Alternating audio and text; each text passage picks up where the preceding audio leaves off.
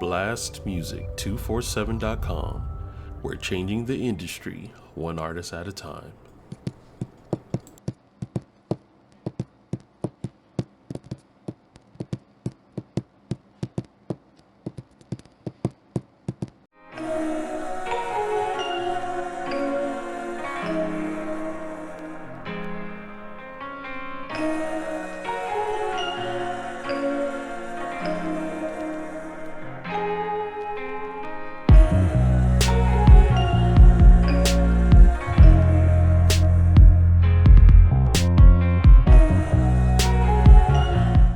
Welcome back to another episode of Moments with Myra, the space where we have real conversations about healing, growth, and finding peace in the middle of life's hardest moments.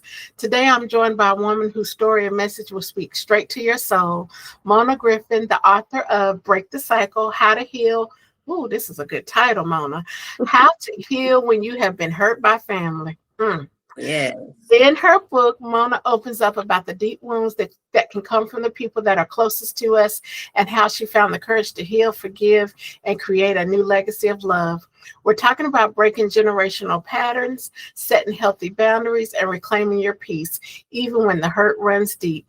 So grab your tea, take a breath, and lean in. This conversation is one that you don't want to miss. Mona, thank you so much for being here with me today. I really, really appreciate it. Absolutely. Thank you for having me on the show. I appreciate it. No problem. So, Mona, what inspired you to write the book, Break the Cycle? Was there a particular moment in your life or experience that sparked it, or was this just something that you thought would be a good read? No, it was definitely a particular moment in my life. Well, because I came from a lot of hurt. And so the particular moment that broke open within me is when I noticed that my daughter was following the same patterns that I was. Mm-hmm. And so once I really seen that, I had to stop and take a moment back to ask myself, what am I doing wrong? What are the things that I said that I would never carry on from the pain that was dealt to me, that I'm still carrying it on unconsciously, that my daughter is following those patterns. And so once I realized that, I knew that it was time for me to stump the stigma and do what I had to do within myself in order to break the cycle within my bloodline. Yes. And you know what? You hit the nail on the head when you said stop the cycle. Yes. I can speak for your family, but I know growing up, there was a mentality of what happens in this house stays in this house. Mm-hmm. And so for that reason, I think a lot of us didn't even really realize the trauma that we received until like later on in our adult lives. And so I think that it was really, really important that you noticed some of the changes that your daughter was going through and how you associated that back to the things that you had went through. Yes, absolutely. Now, the title alone, Break the Cycle, is powerful. Mm-hmm. What cycle are you referring to, and how did you recognize the cycle in your own life, even before your order? Right.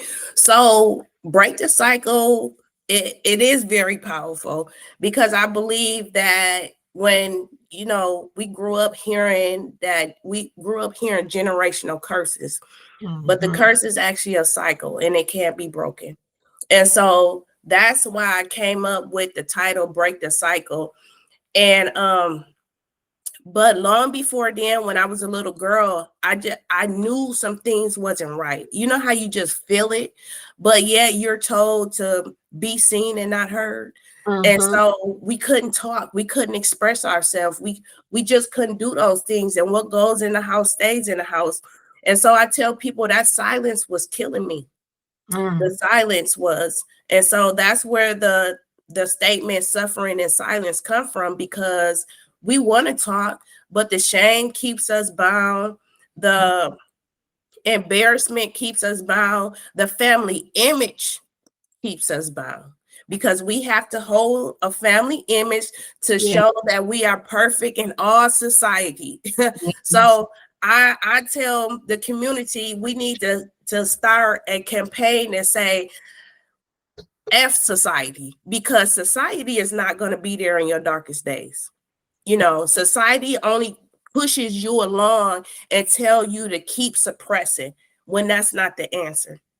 And So I didn't mean to cut you off, honey, but when you said that, and it's so hard too, not only when we think about it dealing with image, but when we're raised to be respectful. That's it. And we want to respect our parents or our grandparents or whoever it was that was our guardianship or raised us. And we didn't want to do anything against them, you know, but also too, in doing that, and now we realize as grown women, but you know, when we were young adults and children, all we knew was yes, ma'am, no, ma'am, being respectful. So the fact that you were able to decide enough is enough, you know, because you're absolutely right. We learn about generational curses, right? And so when we talk about generational curses, they always tell you, you know, this is happening. That could be a generational curse. And a lot of that you hear even in the church, you know, so that adds even more of a stigma for you to speak up. Because you know you're worried about shame in the church, you're worried about shame in your family. You don't want to be the black sheep of the family. So there's just so many different directions and so many different ways for us to keep things hidden. Yes. Oh, yes. I definitely was one in church. I was praying to God that he keep my secret, but that's not what God wants. God wants you to take the mask off because he cannot heal your mask. Yeah. And we created trauma to be our identity, and that's not who we are. Okay, this is getting good, y'all. Okay, so writing about family pain can be deeply personal anyway. What was the hardest part about sharing your story publicly? The hardest part is that I knew that I was going to get some people upset, but I also knew that my truth was valid. And I stopped being uncomfortable to make others comfortable. And so I had to step into my truth in order to free myself. So regardless if that hurt someone else or not, I had to do that in order to free me. And I tell people by me stepping into my yes, it helps free someone else. So that's why I came forth with my story. It was difficult. I'm not going to tell the story because me and God, we had a conversation because I thought he healed me for me. But when he told me to go back and tell the world my why, I was terrified. But at the same time, I understood that everything that I encountered, it wasn't just for me. It was for somebody else. And so that's why I step into my yes. And when I'm talking to my life coaching clients and some that are trying to break the cycle themselves in different ways, I call that, you said stepping into your yes, but I call it your moment to be selfish. That's right. That because too. When you are stepping into your yes and you're finding that healing for you, you got to be selfish. That's right. When all of those outside voices and all that outside noise has been quiet and dormant all these years because you was walking the straight line that they wanted you to walk. That's right. Start getting louder. So you have to stand firm and stand strong in your power, find your power, stay in it so that you can get what you need to do to get healed and be on the other side of things. Oh, yeah. I was definitely in my selfish season for about 7 years because I needed that for me, you know. But after that 7 years, that's when God told me, okay, now go back. After 7 years, he said, now go back. And I'm like, go back. I'm like, but he also told me it's not for you. It's for your bloodline. And even though I stepped away from my family because I've been away from my entire family for over 13 years, but I had to do that for me and what comes from me because I'm building my legacy, you know, without pain. I'm building my legacy so that the generations that come from me will never have to unlearn trauma like I had to. Yes, it stops with you. That's And when right. you said 7, the one thing that I kept hearing was completion. So that makes perfect sense. That was not done, that was done on purpose. That's what I'm Yeah. trying to say. So that Yeah. 7 was done on purpose. Mhm. So how did your family respond when they learned about the book and your decision to speak out about what you had gone through? Well, of course they were upset in the beginning. Um, it wasn't a good response. And I accepted that then, because sometimes when you feel the backlash, some people, it will push you back into a corner. Yeah. But I fought that because at the end of the day, I told myself, as well as God told me, that once you keep talking, that your family is going to resonate with what you're saying. And even though you can't save them from the trauma that happened to them, by you speaking, they will start to heal themselves. And so I just continue to speak, whether they like it or not. Yes. And also, too, that's just you being obedient to what That's God right. told you to do. That's right. So now in your book, we talk about different forms of hurt that can come from family. Mhm. What are some of the most common patterns that you've seen, or that people may think is something normal, but it's actually a pattern? Right. For number one is emotional abandonment. That's for number one. Because we get so tied up into our everyday life that we only provide and we don't be present. So my first episode that I spoke on was, are you present while you providing? Because you can provide all day long, but are you present at the same time? And so we're so caught up in survival mode that we don't forget to be present. And so that was the biggest thing for me, because I know that being emotionally abandoned when I was younger, it made me feel invisible. And so that is one of the most common traumas that people experience, especially in our household and especially with our young children. And it again reminds me of our parents and how they had to work so Yes. hard, sometimes 2 and 3 jobs to support the family. Mhm. And in their mind, they don't look at it as emotional abandonment, because I'm doing what I needed to do. You had food on the table, you had this, you had that, and everything. Yeah. But sometimes what you really needed was just to have them there. So I think that's important, because I don't think that a lot of people recognize that. I remember my father passed away back in 1994. And I grieved a long time because I was daddy's girl. It was like God and then my dad, And I thought that because I was 24 years old when he passed away, that I was grieving, but I didn't have any issues. Yeah. So years and years later, when I went to therapy, and guys, I do recommend therapy because it is wonderful. I went to therapy, and my therapist told me, she said, I think you have abandonment issues. I was looking at her like, what? Abandonment issues? And she said, yeah. And so we started to unpack that where my dad was concerned. I never looked at him passing away as me having abandonment issues, because I had him until I was 24. But the way that he died so suddenly, there was no closure and that whole thing. So it was a whole lot to unpack. And in that, you do start to kind of look at your relationship and your bonds and stuff a lot closer. So I'm glad that you mentioned that as far as emotional abandonment, because he was there for me. I didn't want for nothing. Household was taking care of everything. But there are some times where I realized that emotionally, I would have rather had that instead of like a new car or a new purse or whatever it is. But also, too, as I've grown more into myself, he could only love me in the way that he knew how to love me. So I had to give him grace for that, So I'm glad that you brought that up, because it's so important for people to recognize that it's not always transparent or black and white. Right. And see, a lot of people, they're looking for someone to blame for their hurt as well. You hurt me, mom hurt me, dad hurt me, sister hurt me, this family period.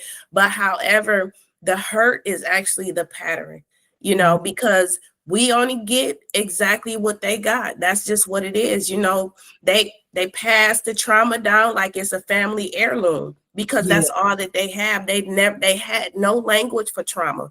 And when you don't have a language for trauma, you don't see trauma, and it's normalized. And so that's what I do is we break down. I have a show, it's called Life of Mother, that I do on Facebook every Sunday at 8 p.m. sharp. And I break down definitions pertaining to trauma, because once you name the trauma, you can start to see the trauma. And once you see the trauma, you can start recognizing that you hold the pattern. And when you recognize that, you can start to break the cycle. Yes. So now many people struggle with guilt when setting boundaries with family. Yeah. How can someone begin to release that guilt? To release the guilt is you have to feel. That's number one, is you have to feel, and you have to know that that's what it is guilt. And then you have to step into your power, because your voice is your power, regardless of whoever says what. That is where you find your power, is when you speak your truth. And so I tell people, yes, we may hurt when we talk and speak our truth, but that is to unpack from us. We have to unpack what we're holding. And if it's guilt that we're holding, we're always going to be feeling guilty and walking on eggshells. And that's not how we're supposed to live.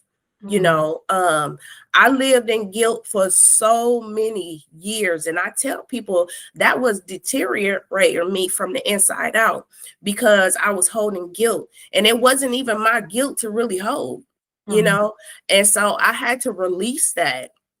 And in order to release it, I had to talk about it. So, that's where you uproot the power, because trauma is holding power within your body, your nervous system. And the only way to release that is you have to feel. And in order to feel, you have to speak. Yes. So what are some early signs that you might be in a toxic family dynamic, even if it doesn't seem obvious at first? Because like you said, so many times we're used to it. So we don't know it's toxic. That's all we know. Absolutely. For number one is when you shrinking yourself all the time. You make yourself feel lesser than when someone else is around to make them feel comfortable. When you walking on eggshells all the time, you don't want to speak because you feel like you're going to hurt somebody's feelings, and another sign is that you get punished for speaking your truth, So those are early signs that you are in trauma, even in relationships, family, so those are definitely signs when you're in trauma. When you try to set a boundary, I tell people, learn healthy boundaries. That's your protection. That's your protection.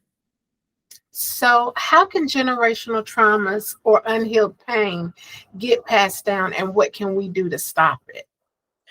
Oh, well, unhealed trauma gets passed down even in the womb, because your womb becomes your wound. And so when your parents dealt with anything that went unhealed, they birthed you into that. That's why trauma is so normalized. And so we don't know the difference until we know the difference, meaning that you hear something and then you start to really dive deep into the research of it. And I tell people, trauma, a lot of people like to put trauma in a big old bubble. It's not. You have to cut that thing up like it's a piece of pie, and you got to touch every piece of it. It's so many definitions pertaining to trauma, and there's so much that we hold, but we can't knock trauma out in just one big session. And so in order to break trauma, you have to put a voice to trauma. In order to break a cycle, you have to put a voice to the cycle that you're carrying. And also you have to be in the place where you're willing. That's right. Where you're truly, truly willing to do the work, because it's a lot of work. Yeah. Now, healing is a process. What were some of the first steps you took on your own journey towards healing?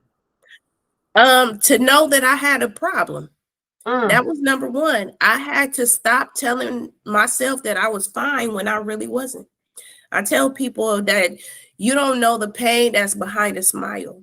And I became a perfectionist at smiling when I was hurting deeply inside.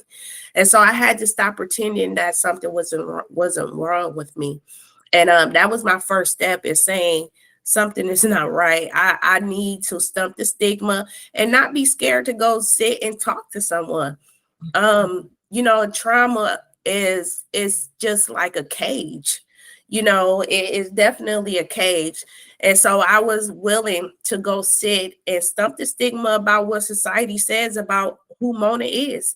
I had to drop everything that I created myself to be in order to make others feel comfortable. So that's what I did. I stumped the stigma. I went to go get the help that I needed. And that was the biggest blessing. Stepping into a therapist's office was huge for me. I tell people that you don't realize the chains and the shackles that you're holding until you sit in front of someone with the tools. Yes. The tools that you need. So I was very blessed in order to just stump the stigma of what society says, that we are not to talk to other people about our problems, and go talk to someone. Yes. And I agree with you, honey. That was the best thing personally for me, because I didn't even realize that I was walking around holding so much. Yeah. Because like you said, it felt normal. So when I sat down with this woman who did not know me, didn't know anything about me, and she broke it down to me, and I was kind of looking at her like, why are you all up in my business like this? But I was so appreciative because it uncovered so many things that has made me such a better person. And even with my life coaching, it's made me more, I think, have more empathy and true understanding, even when I'm working with my clients, where before I might have been able to understand, but I was still kind of like, well, girl, you could have done a little bit better. You could have done this or done that. So it really, really helped me to become a better woman and to become full circle. Yes. So I think it's important. Now, I know you say some things about forgiveness in your book. How do you define forgiveness when it comes to family hurt? Yes. So you're going to find forgiveness first when you forgive yourself. That opens the door to forgive others. Because for so many years, people tell us that we have to forgive them. We have to forgive them. And that keeps us in a cycle, because sometimes you may not be ready to forgive them. And so once my therapist told me, have you ever thought about forgiving yourself? Now, one thing about it, I'm like, wait, I didn't do anything wrong. Why am I forgiving myself? Yes. But the key thing that she said to me was, forgive yourself for not knowing. Forgive yourself for not knowing that you carry trauma patterns that was unknowingly passed to you. That alone allowed me grace to forgive the people that hurt me. Now, along those same lines, how can you have forgiveness for someone that doesn't even acknowledge the pain that they put you through? Right. And so I did it for me. It's not for them. I had to accept apologies that I never got. Yes. And sometimes we keep ourselves stuck because we're waiting on closure. Sometimes you will never get that closure. So what I had to do was go within myself, and I just had to say to myself, Lord, forgive them for what they not know what they do. They didn't know what they were doing. So even though they may never give me closure, they may never apologize to me, I accept that. And that was my initiative for forgiveness for that. Yes, and freedom for yourself. That was it. That was the freedom that I needed. So sometimes you have to accept apologies that you will never get. And be okay with it. And be okay. And see, that's the hard part for me, because I'm still a work in progress, girl. And I'll be like, well, I remember I used to always say to my mama, why I always got to be the bigger person, Yeah. like I'm always the one that's got to do things the right way. So Mm-hmm. that's something that I'm still working on. I don't so much concern myself with the apologies that I haven't received, Mm-hmm. but and I'm doing better with letting things go. But honey, my mama would tell you, my daughter is the sweetest person in the world, but she will hold a grudge forever. And Wow. I've come a long way, but I also, in my learning, Mm-hmm. learn that sometimes that can be a trauma response too. That's right. So it's something how you can go down the little list of things with your own personality. And Mm-hmm. when you start doing research and, trying to learn more things, you learn, well, wait a minute, that's a trauma response. That's a trauma response. Maybe I do need to go to therapy, Yeah. So Yeah. it's important. That's why I say transparency is important. Oh yeah. Now, in all of this with breaking the cycle, what role has faith played or community support played with you as you've been on your journey to break the cycle? Absolutely. It's been amazing. It's been amazing. One thing that I'm appreciative is because God allowed me to create my family.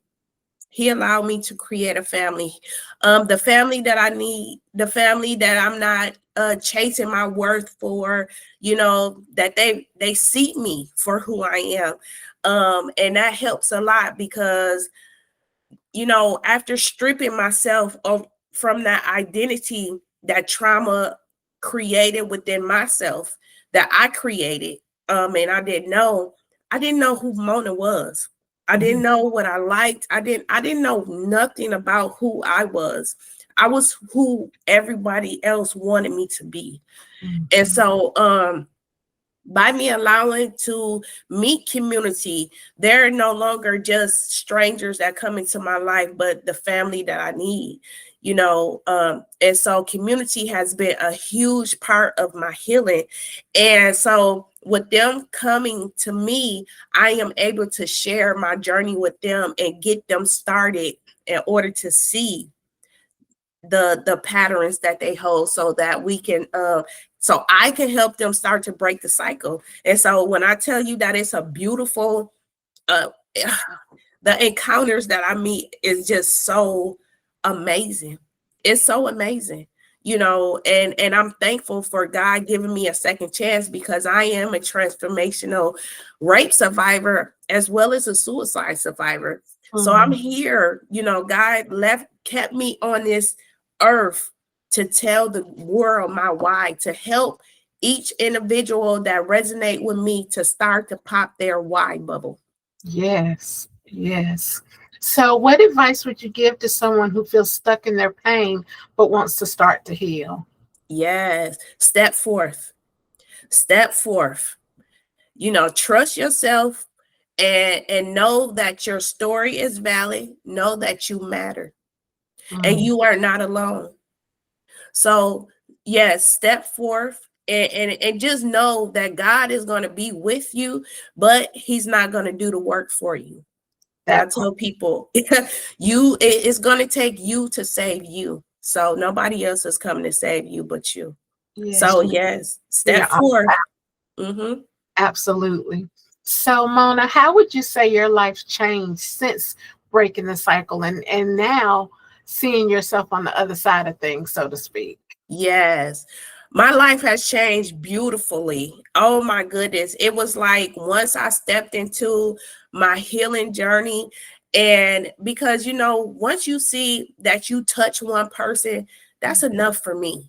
If I can just touch one person, then I was obedient to what God called me to do. And so my life has flourished. My life has been beautiful. But one thing I do know, and I'm so appreciative of, is that I was able to touch my daughter. Yes. I was able to help my child, and we were able to drop and unlearn the trauma that was instilled in us. And so me and her, we had Bible study, like, the definitions that I put the definitions that I put out on my show every week, I sit down with her and I explain to her, this is what I'm talking about on my show, because if nobody else gets it, I need my daughter to get it.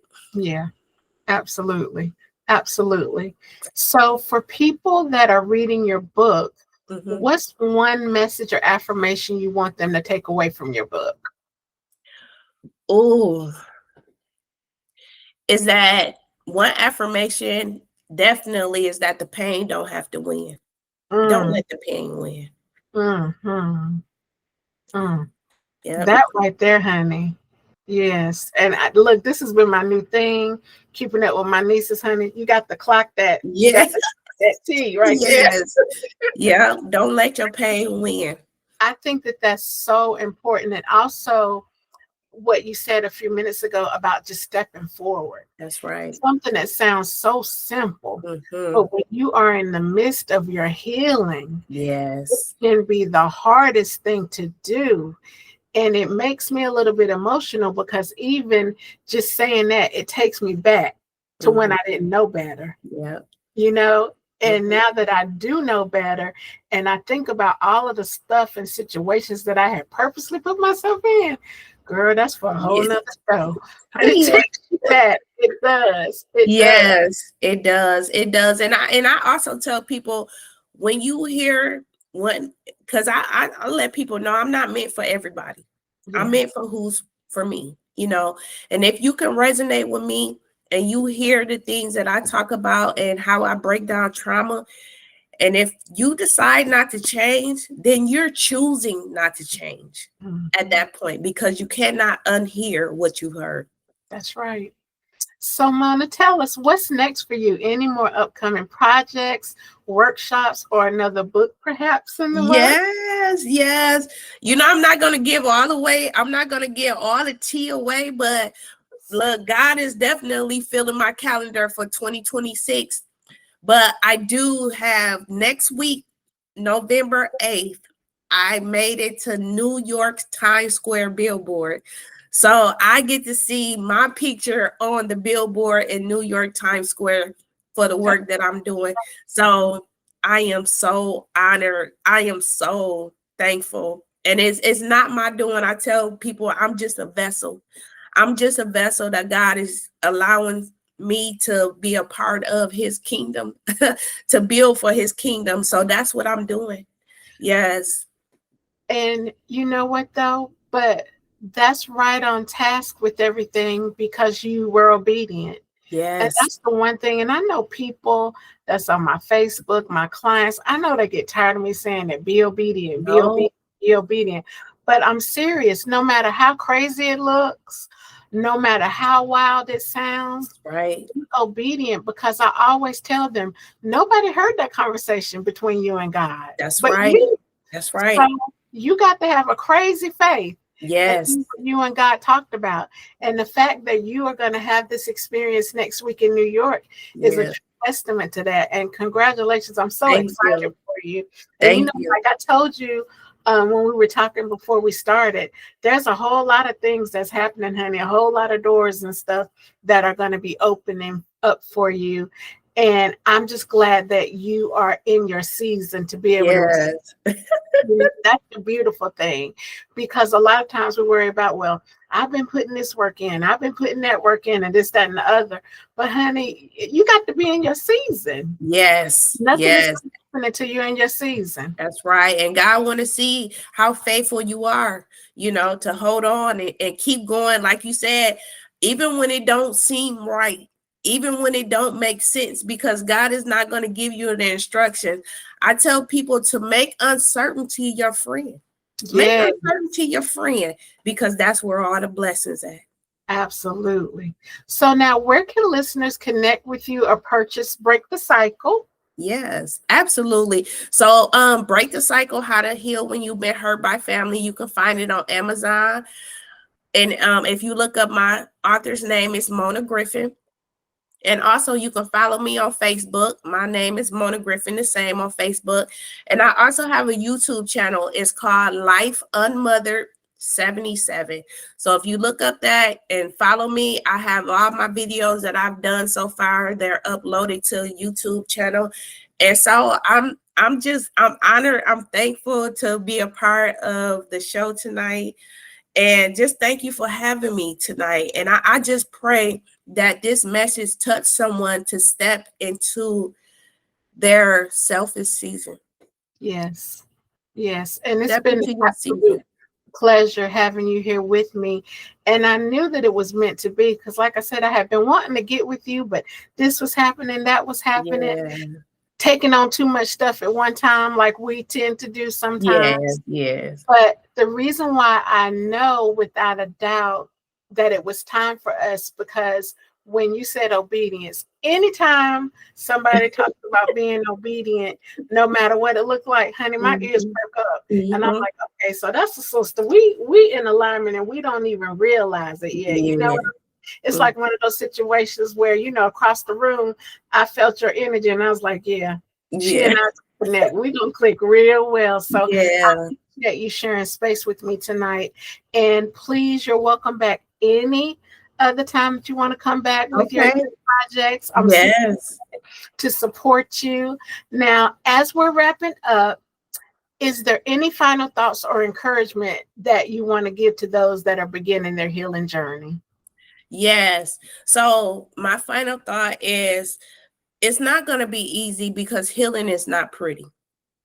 But what I will tell you, that at the end of your tunnel, it's a beautiful light. And you can live outside of trauma. You just got to be willing to do the work. So I encourage you, even when it gets tough, keep going. Don't give up. Don't give up on yourself. Don't give up on your legacy. You know, because there is someone that's coming after you that's going to need your freedom, that's going to need your truth and your self-expression. So keep going, because it's not just for you, it's for the next generation. Wow. Well, thank you so much, Mona, for sharing your insights and thoughts and telling about your book. This has been a powerful conversation. Mona reminded us that healing from family hurt isn't about pretending it didn't happen. It's about choosing yourself, breaking the cycle, and giving yourself permission to live free. If today's episode spoke to you, I encourage you to grab a copy of Mona's book, Break the Cycle, How to Heal When You Have Been Hurt by Family. You can also connect with her on social media and follow her journey and her mission to help others heal. And as always, thank you for tuning in to Moments with Myra.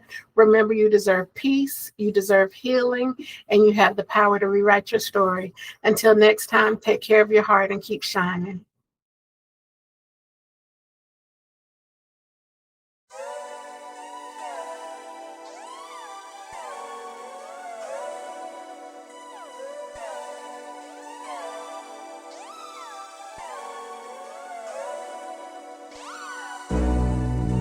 I said what I said. I am not afraid. I'm a manly man, baby, get a dog if you scared. I said what I said, I'm black like Bernie Mac. I am not afraid, I'm a manly man. Maybe get a dog if you scared. Cats stay on the porch, I only run with thoroughbreds. I said what I said, I'm black like Bernie Mac. I am not afraid, I'm a manly man. Maybe get a dog if you scared. Cats stay on the porch. Dear racism, let me be transparent. No one Mr. Nice Guy, I am not my grandparents. Fed up, enough is enough. Like for real, what's up? Both middle fingers up. We've been waiting on Dr. King's dream, but that knee on Floyd's neck got me leaning more towards Malcolm X. By any means, and you ain't seen nothing yet. You reap what you sow, so you know what to expect, ho. What you expect, I have supreme intellect. So when I call you out your name, it's with all disrespect. Since you wouldn't heed when we tried a peaceful protest, now we're gonna need you to shut up and cut the check. Too many victims to name, so sick of the attacks, and no amount of reparations could ever bring them back. Now before you fix your mouth to talk about them bootstraps, know this whole mother was built on my ancestors' back. You probably say I'm not a Christian and my words lack tact. So in Jesus' name I pray your grandbabies be black. When you can't sleep and count sheep rap, I hope they beat black. And in your dreams see me kicking this rap at the deep pack. In a room filled with brothers and sisters, we beat pack. Screaming, wake up, thirsty your coffee and tea black. Like a Tootsie Roll, whatever you think you see black. Ever haunted by the ghosts of those murdered in ski masks. Shame that they had to die to be free at last. Land of the free, huh? We don't believe that trash. No matter how low the price go, keep your gas. And unless I'm buying black, I'ma keep my cash. Collectively, let me speak on the black people's behalf. You wouldn't listen, now you wanna talk, we'll pass. Y'all funny like Harlem Nights, making us laugh like Deloise Kiss our entire, yeah. I said what I said, I'm black, like Bernie Mac. I am not afraid, I'm a manly man. Maybe get a dog if you scared. Cats stay on the porch, I only run with thoroughbreds, yeah. I said what I said, I'm black, like Bernie Mac. I am not afraid, I'm a manly man. Maybe get a dog if you scared. Cats stay on the porch, I only run with thoroughbreds. I said what I said, I'm black, like Bernie Mac. I am not afraid, I'm a manly man. Get a dog if you scared. I only run with thoroughbreds. I said what I said, black, like Bernie Mac. I am not afraid, I'm a manly man. Maybe get a dog if you scared. Cats stay on the porch, I only run with thoroughbreds. Now say his name, say her name. Say his name. No justice, name. No peace, we don't need no race. Her name, police. No justice, name. No peace, we don't need no racist. Tell police. Yeah, say their name. I said what I said. No race, their name. I am not afraid. Say their name. No peace. We prepared like we ain't scared. We ain't scared, yeah. I said what I said, I'm black, like Bernie Mac. I am not afraid, I'm a manly man. Maybe get a dog if you're scared. Cats stay on the porch, I only run with thoroughbreds.